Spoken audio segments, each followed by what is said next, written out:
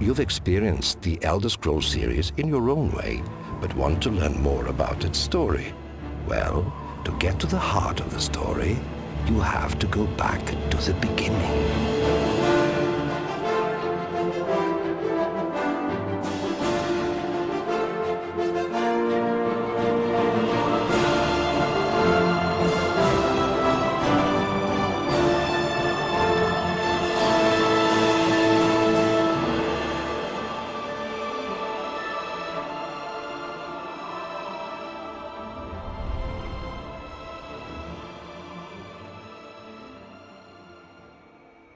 The world of Nirn boasts many gods and demons, fearsome beings capable of leveling mountains, commanding nightmare creatures, and harnessing the elemental forces of this world and the next. But if knowledge is power, there is one greater than all the gods in existence, known as the Golden Eye and the Wretched Abyss. He is Hermaeus Mora, and his spheres of dominion encompass the furthest reaches of knowledge and the deepest depths of fate. Sibling to the Daedric prince of sex and murder, Mephala, Hermaeus Mora presides over the secret knowledge of all the realms as he looks out on Apocrypha, his own plane of oblivion. It is there that his monstrous Daedric servants, known as Seekers, protected the arcane information held within from the coveting eyes of mortals. Apocrypha has been described as an infinite library of black-covered, featureless books, stacked in rows as high as the tentacle-filled green sky, and bordered with corrosive, acidic waters, while random pages and floating tomes move of their own accord through the air of the realm.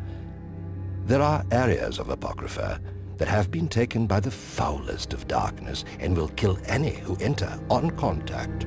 In addition to Seekers, other servants of Hermaeus Mora include the Lurkers, who wait beneath the roiling waves to trap the unwary with their monstrous tentacles.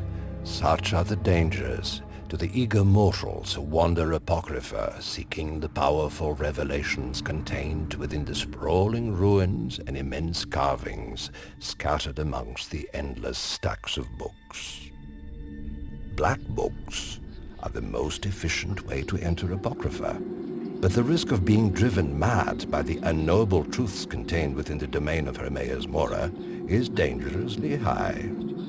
Such was the fate of Morian Zenas, a powerful magic user who dared explore the various realms of oblivion. After visiting wanderers in frightening realms such as Azura's Moon Shadow and Malakath's Ashpit, the mage found himself on the plane of Apocrypha and was seduced by the lure of knowledge that could be had there.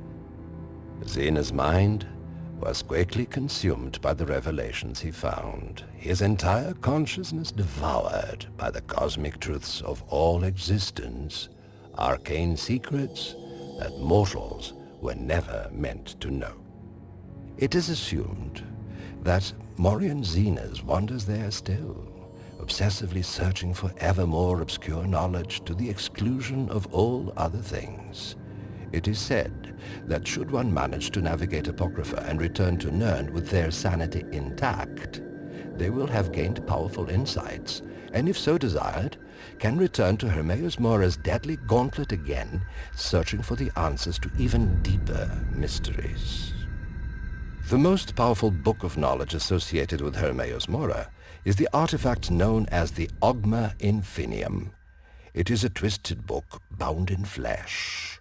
Rumor says each scrap of skin was taken from the various elven races, green for Orsama, tan for Bosmer, grey for Falmer, yellow for Altmer, and darkest grey for Dunmer. The smallest and darkest scrap of skin is speculated to be the skin of a Dwemer.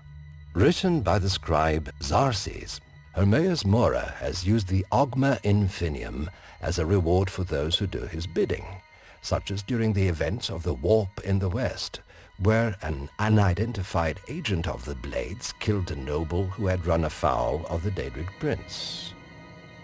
By plumbing the depths of the three primary sections of the book, the Path of Steel, the Path of Shadow, and the Path of Spirit, the reader is granted access to the energy of the artifact and can use that energy to achieve near godlike abilities.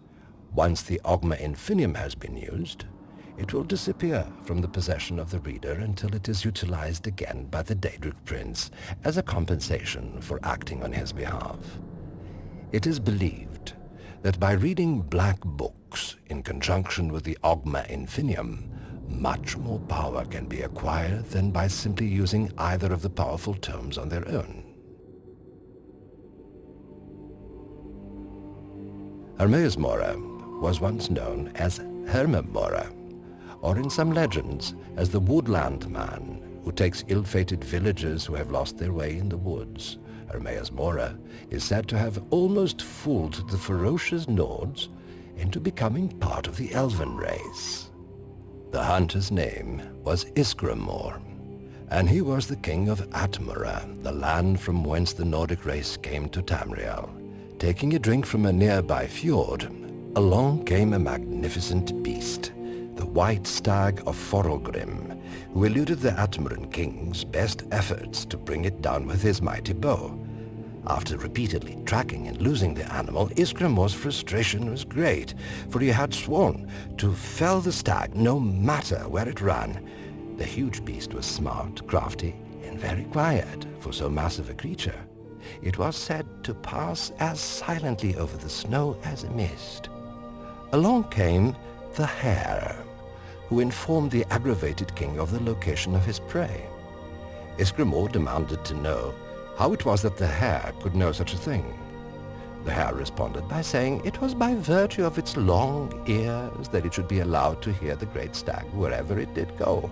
Impulsively, Ysgramor wished to have ears as long and responsive as that of the hare. At once, the hare's pink nose twitched, and Ysgramor's ears began to grow long and tapered. But before the transformation could be completed, a fox leapt from a nearby thicket and mercilessly slew the hare.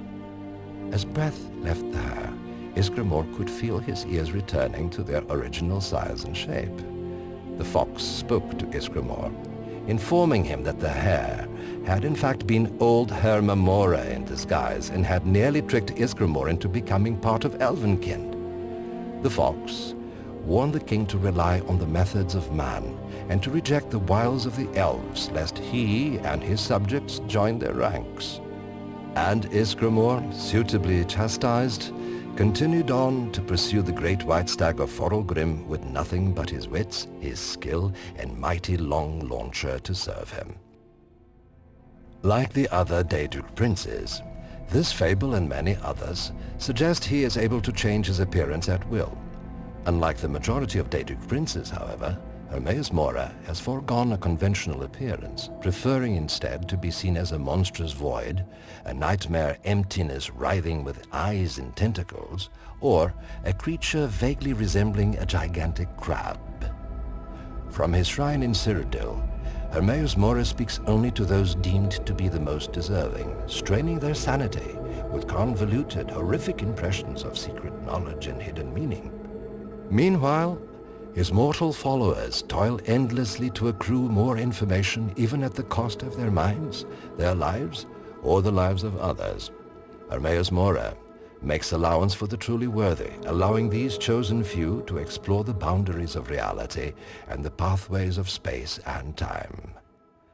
Whereas Hermaeus Mora and his followers seek to bring to light the mysteries of the universe with ever-increasing knowledge, another Daedric prince thrives in the emptiness and mystery of the void.